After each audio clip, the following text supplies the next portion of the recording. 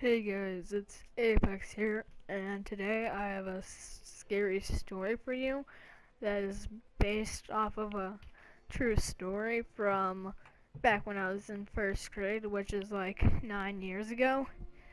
Okay, so let's begin. It was my 7th birthday party. I had 3 friends sleeping over, maybe 4, I don't remember the exact details. All I remember is the paranormal stuff that happened.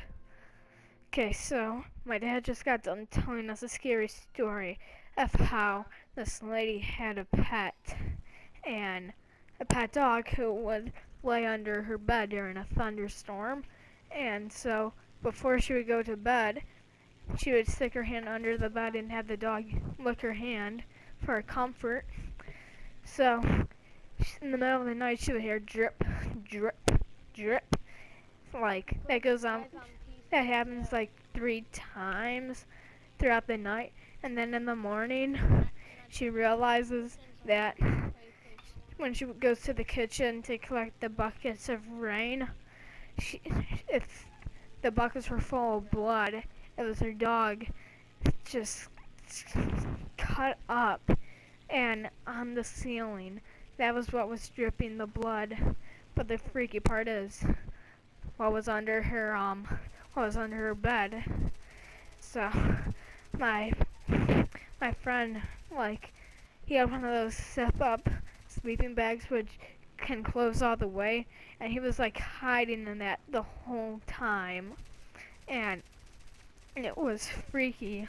So it was like we were all freaked out, and it was really weird. And like throughout, we waited an hour to go to sleep, and we were just talking, and then eventually we all just zoned out and went off to sleep. And so like like what I which I believe is like 4 in the morning, I heard my friend screaming, "Help me! Somebody! Help! Help me! I'm being attacked!" I wake up, but I can't control any of my body. I can move my legs, my arms. I can only move my eyes left to right, up or down. So like I'm just laying there, just laying there calmly, heard what I thought was my friend screaming for help. So then I hear a door open from upstairs, and I hear creaks on the floorboards or the ceiling. I'm like, I guess one of my parents must have heard it too, and they're coming downstairs to check up on us. And then it's like, I waited a minute, but none of my parents showed up. So then I looked to the friend on my right, and out of the corner of my eye, I see something move right past the window. And where I live is common to see deers or coyotes or even rats, rodents, squirrels. So I'm like, but at that time, it's like 4 in the morning, scary story the night before. You're gonna be freaked out if you saw something moving past the window. I'm like, so I freak out and I screamed for help, but none of my body was moving, which could be explained through sleep paralysis, which is what which happens in 1 out of 4 people, like where they can't move.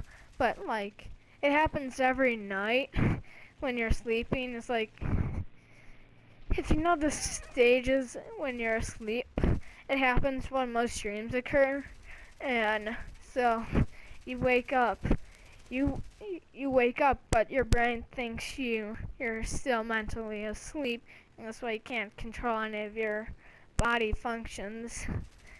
Okay, moving on to the next morning, and I'm, guys, did you hear anything